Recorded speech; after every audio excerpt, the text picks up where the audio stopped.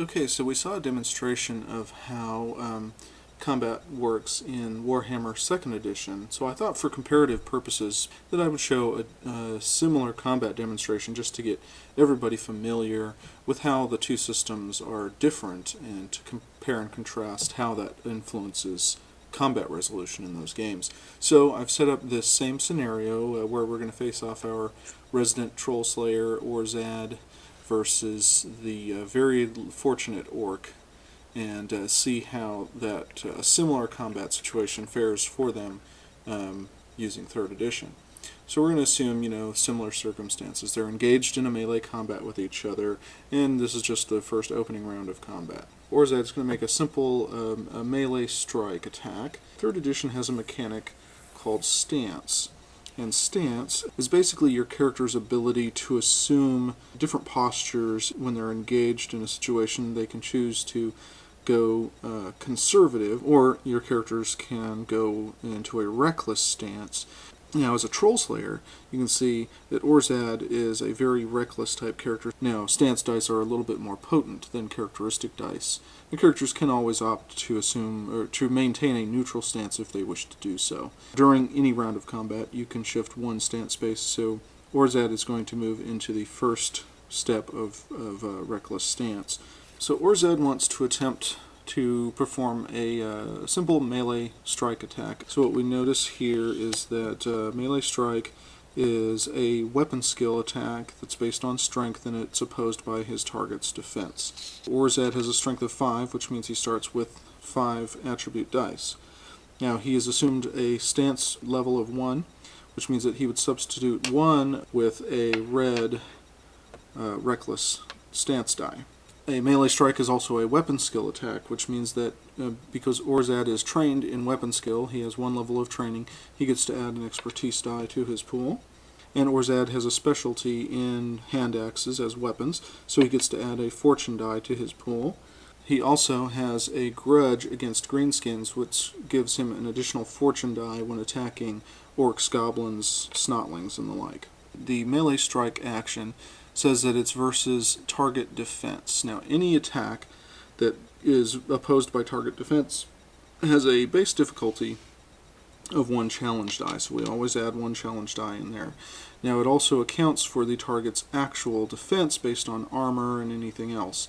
So the orc is wearing a chainmail shirt, which adds 1 misfortune die for defense, and the orc's also carrying a kite shield, which gives him an additional point of defense for an extra misfortune die. Because he is, in fact, carrying a shield, he would also like to block the attack. So, by performing a block, the orc is going to add 1 final misfortune die to the attack. That is the dice pool, so Orzad's player would pick up these dice and roll them, and consult the action card to see what happens. So we see that on these 2 misfortune dice, we rolled these cross swords. Those are challenges, and each challenge basically cancels 1 of these hammers, which are successes. Now this symbol is the Chaos Star. Now the Chaos Star generally counts as a Bane, unless it has any other special effects based on the action that's being performed. We will count that one as a Bane, which will cancel this boon. Orzad actually rolled 1, 2, 3, 4 successes, which is an incredible amount. Now he did, because he was being reckless, this little blood drop, remember, that's exhaustion, so he overextended himself, so he will actually take a point of fatigue, just marked with a little red stone here to say that Orzad is fatigued just a little bit. Now he also rolled the Sigmar's Comet symbol, and it's up to the player to decide what he wants to do with them. The Sigmar's Comet can either count as a success, it can count as a boon, or if, in the case of weapon attacks, it can trigger a critical hit. On 1 success, it's just a hit for normal damage. On 3 successes, it's a hit for +2 damage. If he gets 2 boons, he can perform a free maneuver. So I want to use the Sigmar's Comet to trigger a critical hit. I've gotten 3 successes, so I do weapon damage +2. Now Orzad's hand weapon does 5 damage plus his strength bonus. Orzad's strength bonus is also 5, so that's 10 damage plus 2 is 12, and a critical hit. We track wounds with these wound cards. When they are face down, these wound cards are just standard wounds. Again, sort of like hit points. They don't mean anything intrinsically. In other words, you don't take particular penalties for the wounds that you've taken. But critical hits work very differently in 3rd edition than they did in 2nd edition. So we have 12 points of damage plus 1 critical hit. The orc gets to, again, subtract any points of armor that he's wearing. Now, there are no hit locations in Warhammer 3rd edition, and there's a very specific reason for that, because the way the critical hits work, you will flip over one of your wound cards when you're taking a critical hit, and the critical hit effects will tell you exactly what the critical damage is, so the critical damage might be to a specific location of the body. So likewise, there's no hit location based armor in Warhammer 3rd. So the orc has the benefit of his armor and shield, which provide him with a total of 3 points of soak, and he also has his toughness of 5. So 5 plus 3 is 8, 12 wound points, minus 8 leaves 4. We would deal 4 wound cards to the orc. We dealt 1 critical wound to the orc. So what does that mean? You do not deal any additional wounds of damage. Rather, you take 1 wound card for each critical that you've dealt, and you turn it over to determine its critical effects. We get a critical wound called Punch Drunk. Suffer 1 fatigue when this wound is acquired. So the orc, as a result of his critical wound, has also suffered 1 point of fatigue. This still counts as a wound, so the orc still has 4 wounds. It just means that one of those wounds is critical, and it will be difficult to recover from. The orc is going to use Chop. Chop is a weapon skill attack that uses strength versus target defense. The orc actually has a strength of 5, and he also has 1 fortune point to strength, so he's just a little bit stronger than Orzad.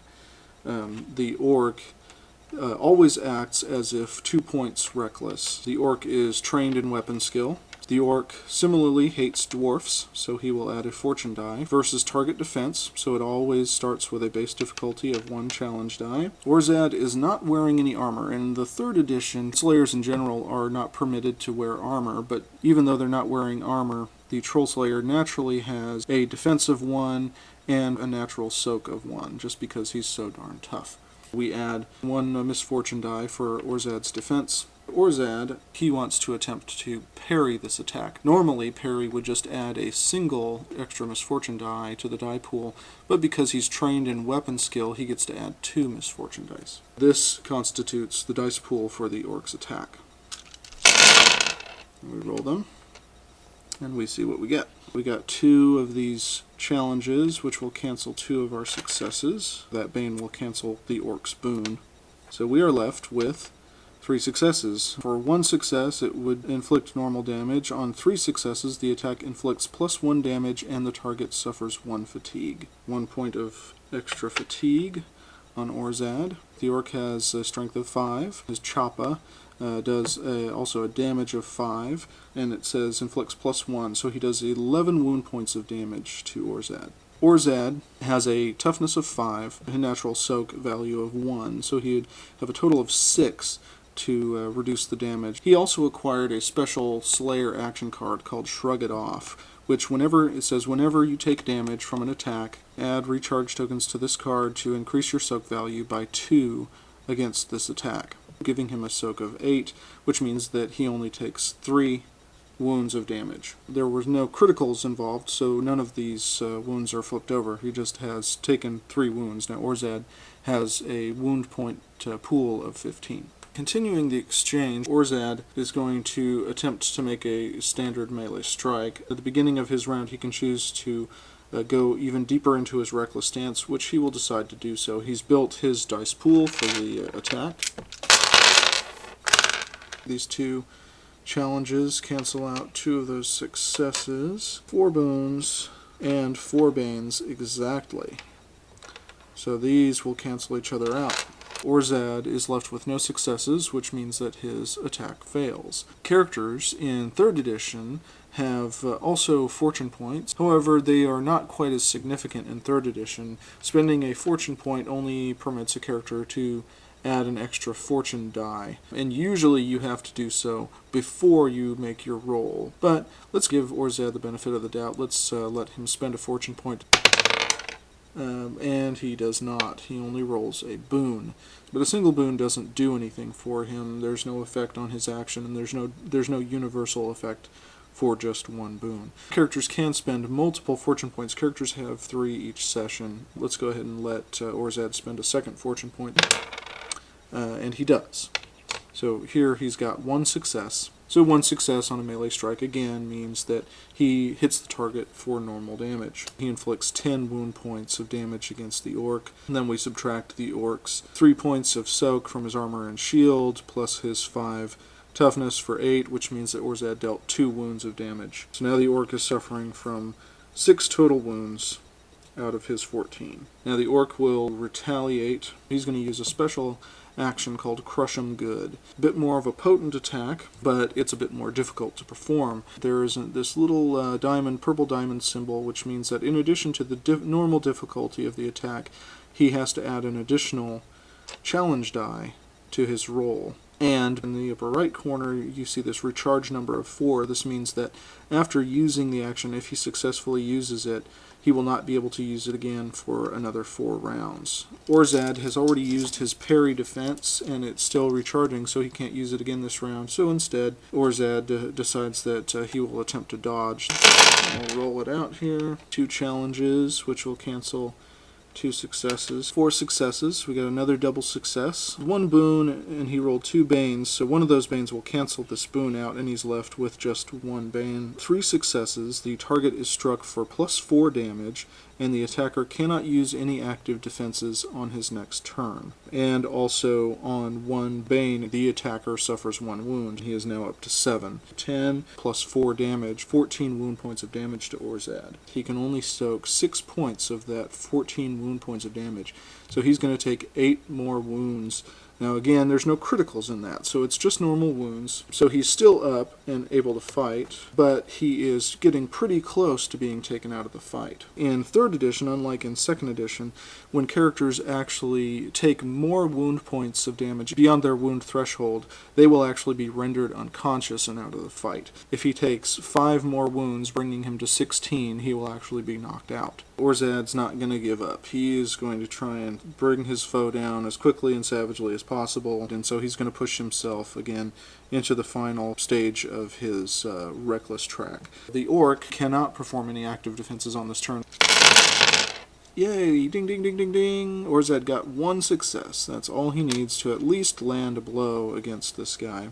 10 wound points, subtracting the orc's 5 toughness, and 3 points of soak means he inflicts 2 more wounds on the orc. So the orc right now has taken 9 wounds of damage. If he takes 6 more wound points, bringing him to 15, he will be taken out of the fight. So we roll the orc's attack. Those will cancel each other out. 3 successes and a boon. The attack inflicts plus 1 damage, and the target suffers 1 fatigue. 10, so plus 1, 11 wound points of damage, minus Orzad's soak of 6, which means that he takes 5 wound points of damage. Just enough to actually drop Orzad. He had taken 11, he takes 5 more, 16 wound points. Now what happens, your character takes one of the wounds that was inflicted and converts them into a critical wound. So we turn over one of the wounds that he's suffered, and we see he gets a wound called Grievous Injury. After you perform any active defense action, add 1 additional recharge token to that card. So poor Orzad gets taken out of the fight, but he's not dead. He's critically wounded, he's knocked out, and probably at the mercy of his foe, but he's not dead. He's not killed unless the orc decides to continue to attack him while he's rendered unconscious. Each time he attacks him, he will inflict more wounds, and he will convert another wound into a critical. Once your character suffers from a number of critical wounds greater than their toughness, he will expire. So the battle still did not work out too well for poor Orzad. Though granted, he's not dismembered, he hasn't had his arm lopped off, He's not dead, but he is unconscious and bleeding and at the mercy of his foe. Hopefully that was informative, a very quick demonstration, and our poor troll slayer is just not having a very good day.